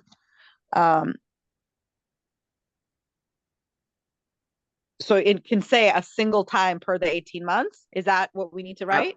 I'm thinking that it also gives the agency discretion. If someone has an emergency and they need 1 month's rent, for instance, and then they come back 6 months later because it's not 18 months, they're still eligible to receive, if it's an emergency, another whatever it is until they reach the cap. Yeah, so that's 2 different things. So if you want to make it that's one time in 18 months, it has to specifically say that. If you want to say up until the cap, that's how it's listed now. Thank you, Dennis. Lara, I'm sorry, you've been waiting patiently. Go ahead. No, again, I still stand on my soapbox of kind of what Jay had said earlier, which I actually just, my thought just fleeted me. About how, folks, yeah, they're going to find out, they're going to know, but and again, I know I sit in a different space and I'm not, okay, I thought my Alexa was like going to go off right now at this moment. And I'm not a case manager, but this funding, and the intention is to assist and help, right? And Yes. and I know, you know, we can impose our opinions on, well, they're just going to come back and do this, and they're just going to come back and do this. And all I just keep thinking about is, well, okay, if they're going to come back and do it, there's still the piece of, in the case management process, what are we doing in order to work with them to not have that happen? And then what are we doing? Because if they become unhoused and they're literally on the brink of eviction, then you have an even bigger problem to solve. So that's what I keep thinking. Versus the, well, they're just going to come back and use up all the money. And what is the percentage of your clients who actually do that versus the ones that don't? And if you can just give me some insight, then maybe it might, you know, formulate a different, I might have a different outlook on it. But I can't imagine that you all have, all of your clients are just coming for this EFA all the They're time. not. Right. They're not. And what we're doing, one is helping them. First, they have to prove that they can still keep their lease after they got the assistance. Then there's training to, if they have some problems with paying the bills. That's one of the things. But on the other hand, we're not really writing the standards for what the percentage is. We're writing a standard as a standard across the board. So we do know from in the past, and I hate that I brought this up because it does make me look like the whatever, I don't know, but No, it does. to be the safe keeper, we know that there are in every single thing con artists. Sure. I don't They disagree. I don't disagree with So you. we're not planning for the percentage of them. We're just planning that our standard covers that. Sure, but in this, and I appreciate you, you know, you're protecting those who really need it, Jay, is what you're essentially doing. Yes, And exactly. I appreciate that. But I still think that it's doing a disservice. And you all know, you know, and I sit, you know, next to the person who like has, you know, who I can't even say oversee, who deals with all of the HOPWA stuff on our end, right? And just hearing, so I can't even imagine. And I know, and I just, what it must be like to have to try to get somebody into housing, right? Sustainable housing. And to just watch it potentially unravel, you know, just worries, you know, me. And that's the piece that always concerns me. And I want you to know that when these, I carry the same argument, and anybody who's in like HPG integrated planning committee and the other one that I'm in, when these same topics come up, I have the same, I'm consistent with the same voice, because I can't, I can't, I just don't You want to advocate for the client. Correct. And I don't want one bad apple to ruin the potential for those, because I feel the same, Sure. Jay. I don't want it to be ruined for the majority when Sure. the minority of the, you know, the potential one could create it so much harder for the rest. That's Sure. That's my little soapbox. Thank you. And I think there were a couple comments in the chat, but they've been answered. In the interest of time, we need some form of motion. The debate seems to be, should we make the standards more specific or leave it more general with the discretion left to the agency? That's what I'm hearing. For you guys, do you want to vote it as is? Do you want to send it back to committee for reworking? Do you want to recommend what it should be worded as? We sort of need to kind of arrive at something. I need someone to offer a motion. Manu, I'm going to tell you to take a look at Terry's comment that she just made. Okay, got it. Terry, just a reminder that this change was intended to expand access to more consumers. Okay, does that help anyone?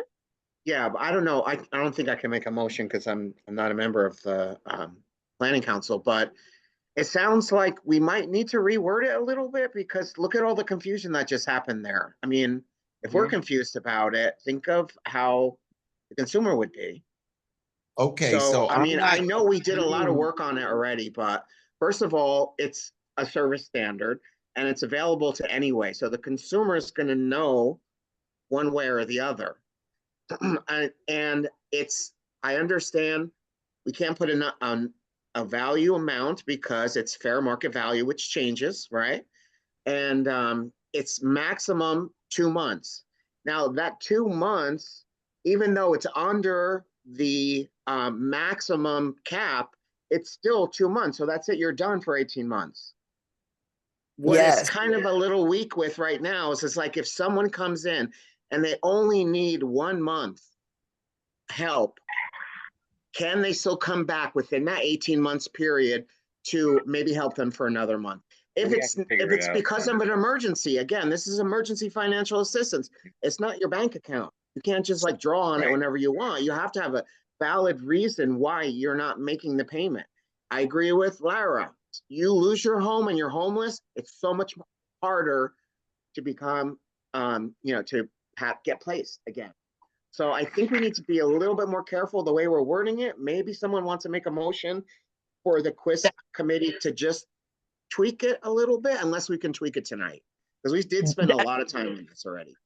I do think we don't have time tonight to do it, but Dennis, you are able Yeah. to make a motion according to what Terry just said, that you are part of the committee.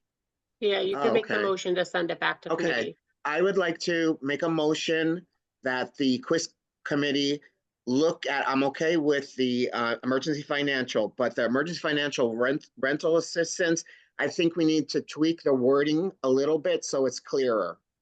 Okay, thank you. The motion is to send it back to committee to I revisit. second. I have no idea who that was. Kelly. Oh, hi, Kelly. Okay, thank you.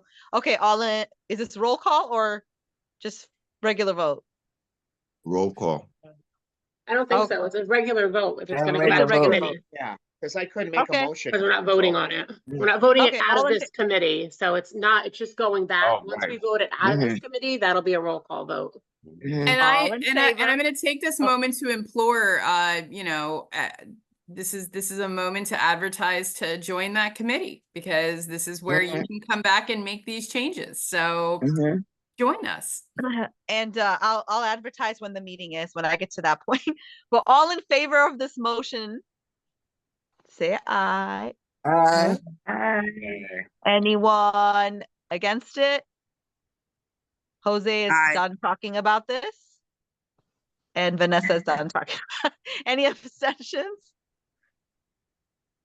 All right, motion carries. I have never experienced this much discussion on one service standard. Back to committee it goes. All right, thank you all for that conversation. That leads us right into the committee reports. And if actually it's just me and Roseanne, and Tanya, we can make it brief because Tanya does have a little presentation towards the end of this, so I want to make sure we get through it. Go ahead, Tanya, Executive Committee. I'm looking at the mentorship. I'm sorry. Do you need a little help? Go ahead before me. Let me pull it up. Okay. So you want me to give the report? Is that what you're saying? Yeah, because got it. I'm looking at the mentorship report. Okay. Actually, we discussed this EFA standard at the last EC committee. I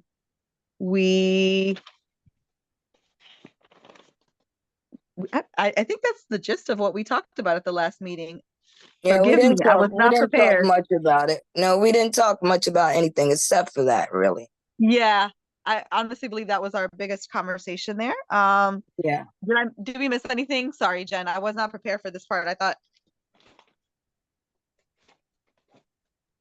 Sorry, I'm typing in the chat. Say that again. So executive talked about this verbiage for EFA. Executive also, I actually have notes if you want me to read them. Give me 1 sec. I will pull them up to make I sure I'm not. apologize, guys. We're a little disorganized, but we'll talk about this next time and make sure we are a little Yeah. more prepared. I have it right here. No worries. Give me 1 sec. Executive, so they discussed some communication issues with ADDP. They went Yeah. over some committee reports. We set the planning council agenda for April for this meeting and then discussed the EFA stuff. So that was Yep. all of executive. Thank you. Mhm. Thank you, Jen and Tanya. And I The next, pulled it up and I scrolled it back up and lost it. That's what we got happened. the gist of it. We got the gist of it. Okay. Membership and bylaws, Roseanne. Okay, so at membership and bylaws, basically as far as, membership, Lucy shared that Melissa has been talking to some of her counterparts in Somerset County, but with even in the county itself to see if there can be a representative from the local Medicaid office. We are still, missing certain categories. They are listed in the minutes, so I won't go into the detail of that, but like a Medicaid rep, a community-based organization. So we still have to fill those slots. We still have to fill unaffiliated consumer membership slots. We are still below the number we said we would be. We're supposed to be 20, but I think we're like at 13 or 14. It's all of us here. And then as far as the bylaws, we were going back and forth with some language, and Lucy was going to bring some of that language back, to the county, because it has to align with the with some of the county language. Okay, and there is one typo in the membership committee minutes. It says Danielle Fernandez on the back page, but his name is Daniel, it's not Danielle. So if that could be corrected, so. I'll take a look. Thank you. And Somerville is also misspelled, sorry. Thank you. Anyway, things are still in process. Thank you. Thank you, Roseanne. All right, I'm on quiz. my meeting. Oh my God, I'm sorry, I forgot. Okay. Someone's talking? Go on mute, please, if you didn't mean to share whatever that was. Okay, so. That was me. You know, I wasn't muted. Oh, I'm sorry. Go ahead. Kathleen, did you want to say something? No, I didn't know I Got it. No worries. No worries. Thank you. All right. Okay. So the quiz committee meeting, we actually had a lot that we did at our last meeting, March 19th. We had a presentation from Terry on the service utilization. She compared fiscal year 2022 with fiscal year 2023. And one of the surprising things were that there were decreases across the board for all service categories. We are not sure if this is a trend. We're going to monitor this, and if there's something, if it happens again, I guess we'll have a presentation from her in a couple months. If it happens again, we're going to look at it a little bit further. We realize, so we did speak of these EFA standards and we voted on them. One of the standards we noticed is very, very outdated. We don't really have current standards for is outreach, but we do have that service funded. So at the next meeting, we'll be looking at outreach standards. We pulled the old version and our committee members are currently reviewing them and bringing suggestions at the next meeting. We looked at medical nutrition therapy and substance abuse treatment, those two standards, no changes in either of those standards at this time. And then finally, we are gearing up for another assessment of administrative assessment. And so we reviewed the questions, we finalized them and gave it back to the support staff. They will be moving forward with doing that survey in the coming months. That is it. Our next meeting is April 16th, where we will be talking about the language for EFA standards. That's it. I'm going to hand it over to the Mentorship and Outreach Committee because they have a little presentation too for you. Okay, so Mentorship and Outreach Committee met. We discussed a work plan, updating it, and a time frame, as well as theme for the year. Kathleen talked about doing some nutrition. We had a couple of themes thrown around, and we came up with one theme. We came up with Each One, Reach One. Siobhan brought it to our attention, and we thought it would be a really good one because we're keeping everything in the community, and it's about reaching out to the community. I also brought up the fact that me and Terry was talking about the Grubhub thing, and maybe putting that on it as and we also talked about as being a committee member, how when we're in meetings that consumers can also get Grubhub. We talked about future presentations. We talked about tonight's presentation, as well as the World AIDS Day Committee. And mentorship and outreach will be meeting again on 4/10. And anybody who wants to join can join. And tonight we're doing a presentation on the topic that we discussed, was each one reach one.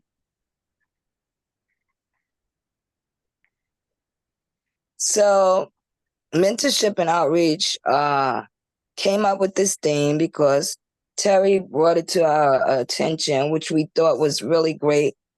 And after mulling everything over, we came up with each one reach one. Slide 2. Okay, slide 2. We want to engage and recruit. We want members. We want to mentor. The Planning Council theme, each one reach one, lens and workflow for engagement to recruit and mentor into the membership. We want to focus this year to be on engaging our community of consumers, listening to their needs and bringing them into the fold. Next slide, John. Okay. And then we want to talk about engagement. Starting with engagement, each one to reach one looks like our live flyer program. We're going out into the community and to bring in and bring a friend challenge. We plan on having a challenge for each PC member to have someone new join the meeting, even if it's only for that night, to further expose others to what we do each month. Engagement can also look like Planning Council presentations, using that space to bring conversations to consumer-driven interests and causing open up to new dialogue or possible interest in the Planning Council based and on informative and interesting presentations. Next slide. Yeah. Recruitment. Engaging clients in conversation, passing out PC materials, posting recruitment videos to social media website, sharing our stories and the stories of the Planning Council matters to consumers. Since this is every member's responsibility and we struggle each year with this, the committee thought it was really important that our theme include this aspect.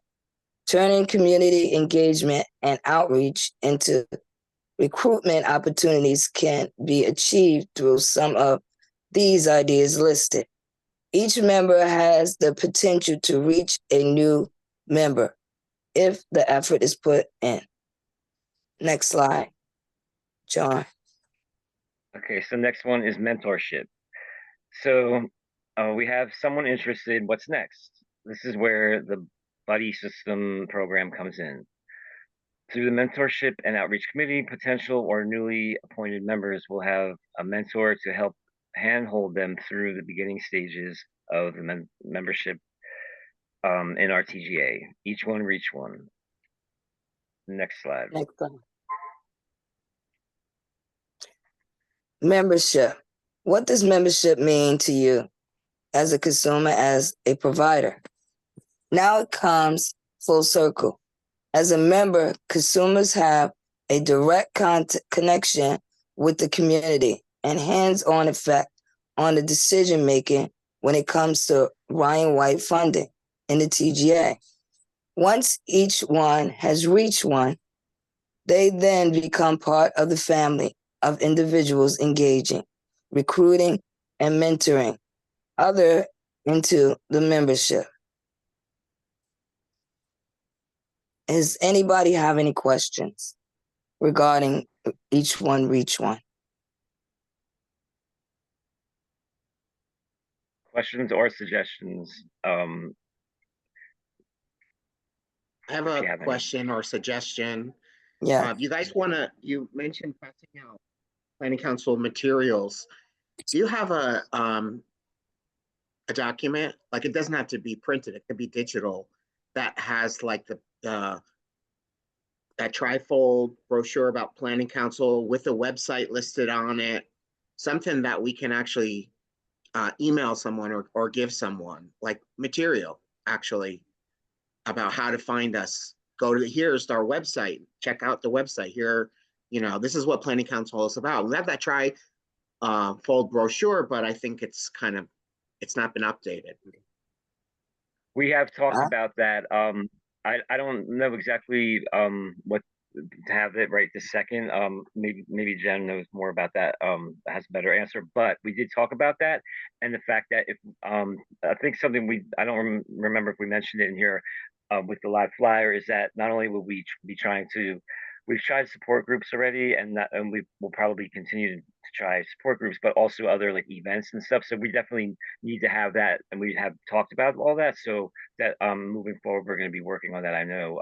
I don't know if Jen, you have anything else to say about that? About the Yeah, we talked about having brochures and things printed up, and that's actually on our it's actually on the worksheet plan that we're doing.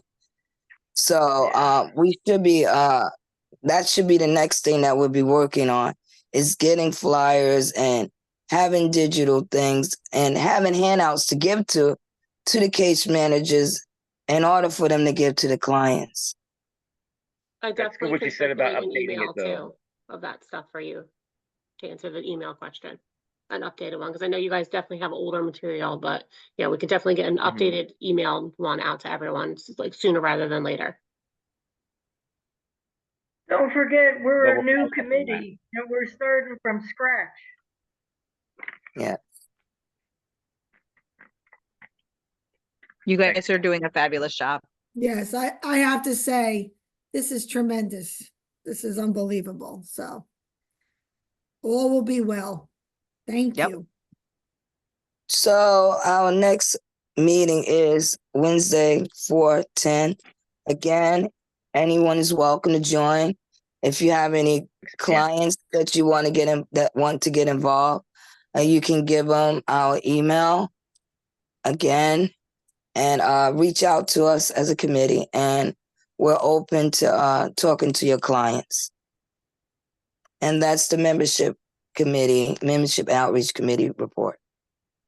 Thank you very much. I really appreciate how organized, and I love the idea that we have a team. It gives us like a central focus. We're all on the same page about it. I love it. Thank you so much for that. That concludes all of our committee report. It is time for public forum. Anybody have anything to, Dennis? I think your hand is up, right?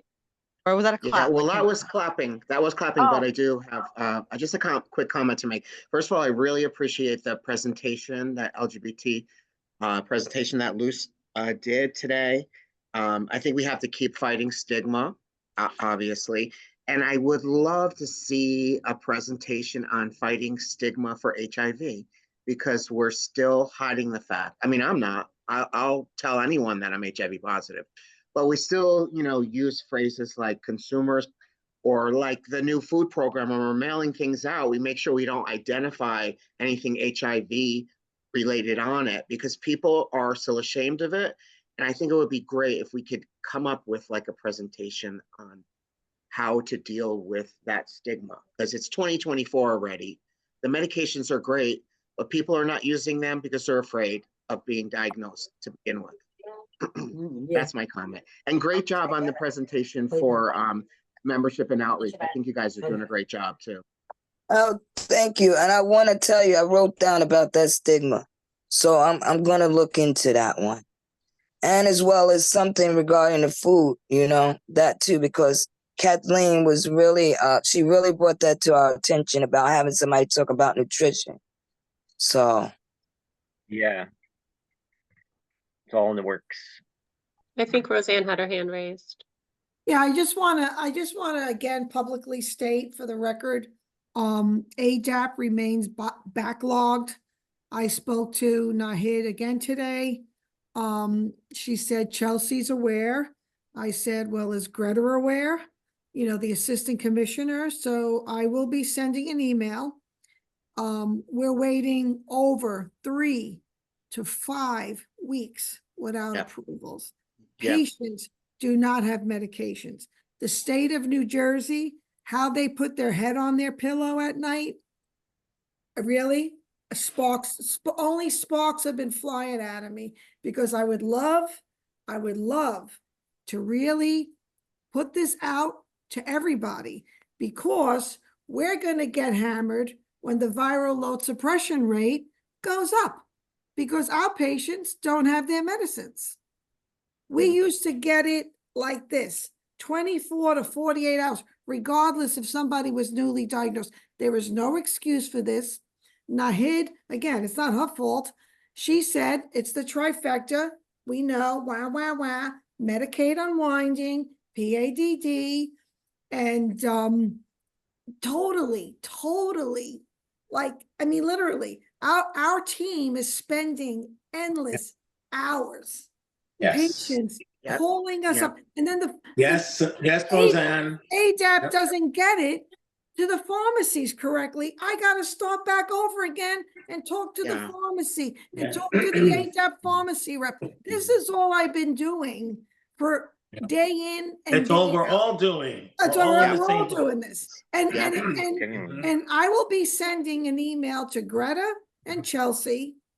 I Mhm. will blind copy, you know, everybody, because, or I'll just put Yeah, everybody on it. You know Roseanne, me, if you can, I'm into it. in that email, if you can include, because I don't think they have their system together yet. No, Sometimes and we she get said an it was email. it was a software glitch, but I will Yeah. call Chelsea myself, and Right. I will call Greta. I mean, at least acknowledge that you Well, received the application, because we're yes. getting emails back Yeah. that were never opened. Yeah, Yeah. I know, because they said wait, excuse me, there's one person, her name is Stephanie, and Yeah. she's the only one who looks at Yes. emailed Yes. applications. And One they're person. encrypted too, so she has to unencrypt them. I have done at least There. 6 ADPs. I have not gotten, and we're done in more than a Right. timely And- manner. I have not gotten one approval. I And- call and- up, no one can right. give you an answer. They say it's being worked on. Right. People No, are it's all- concerned. it's We're all- in April now. It's These- see again, and Yes. and I was told by Nahid, send everything through email. Don't try to call them, because it's futile, like Siobhan wrote. It's You know, futile. George has his hand up. Let's hear from George, please. Hi, everybody. Good evening. Again, just so honored to be with you folks this evening and looking forward to participating going forward.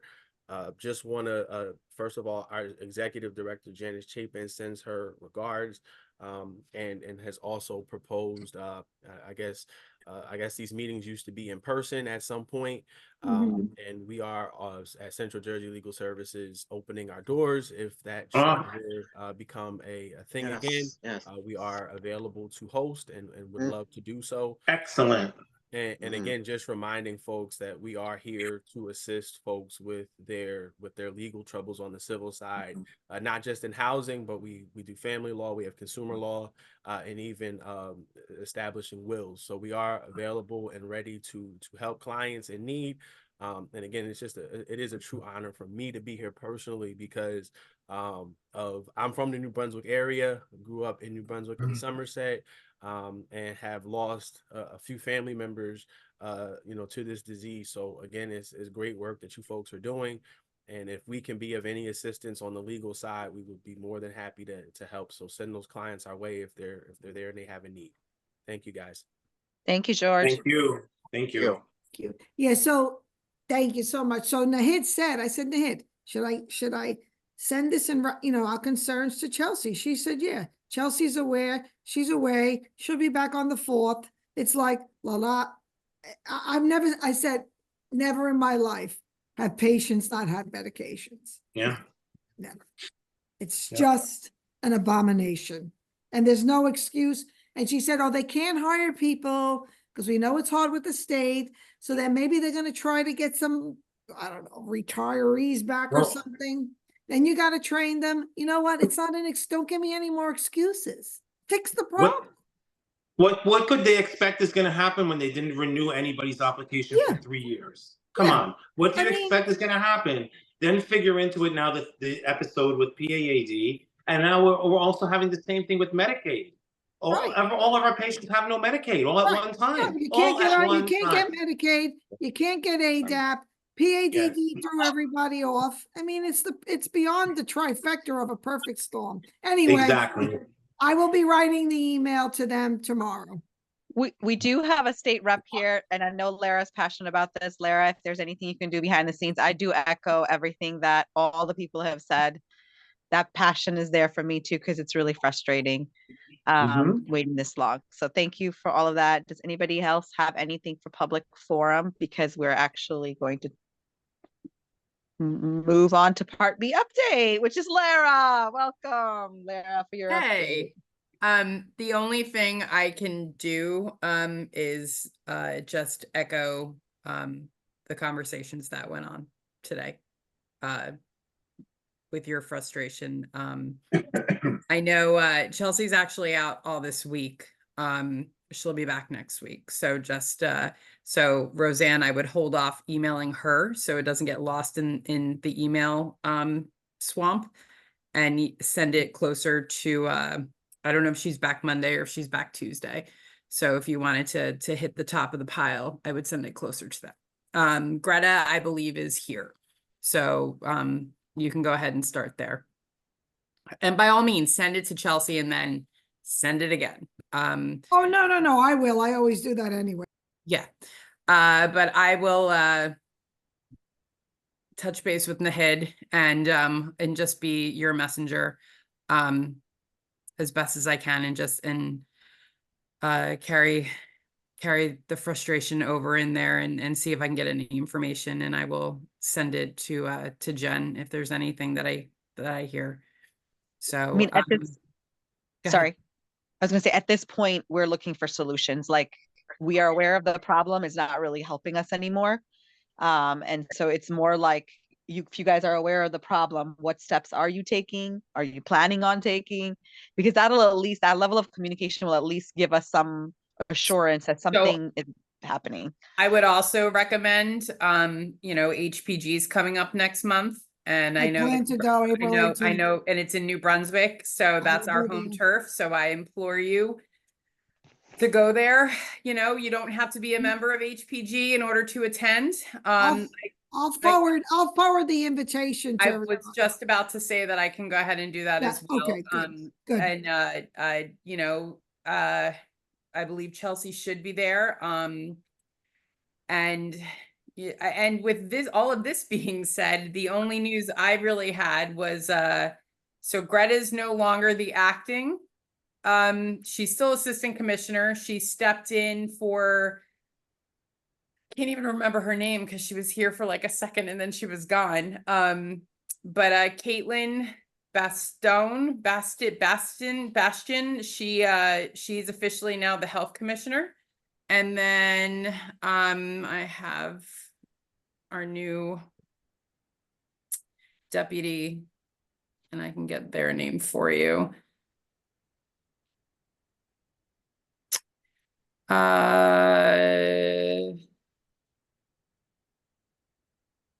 Kelly Anderson Thomas is the Deputy Commissioner for Public Health Services. So I know Greta was acting in that role for a while, but so the only thing I can suggest is just be, if they come to HPG, they're the ones that can help move the cog in the wheel in order to get persons in place. If it's about hiring, I in my role have no authority over any of that in that ADAP space.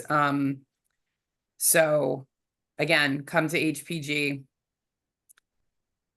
I will forward that email right now. And Okay, that's all I thank have. you. Thank you, Lara. All right, we're at agency and community announcements. Does anybody have an announcement to share? Kelly? Yes, I just would like to remind everyone that we will be having our second annual Long-Term Survivors Day again on June 5th. I just want everybody to save that date on their calendar. I will be sending out save the dates so you guys can get them out to the more consumers. I would like to have a really big turnout. I'm anticipating doing some special things this year, and hopefully, as time go on, we can make it to the big stage, and do something more grander each year. Thank you, Kelly.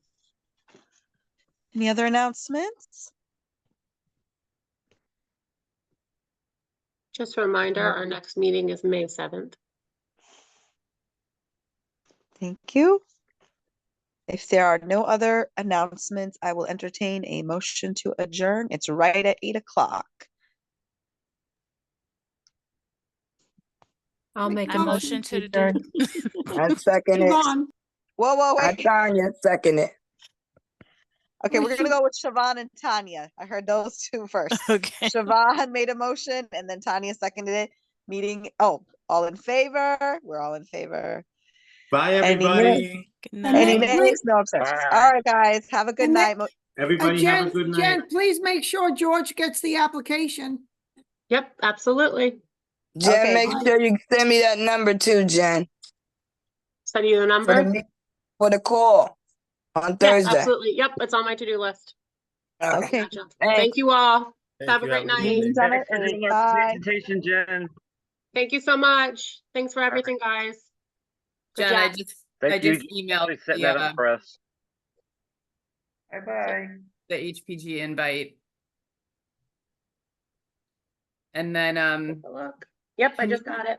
awesome. Can you oh, excuse me. Can you resend the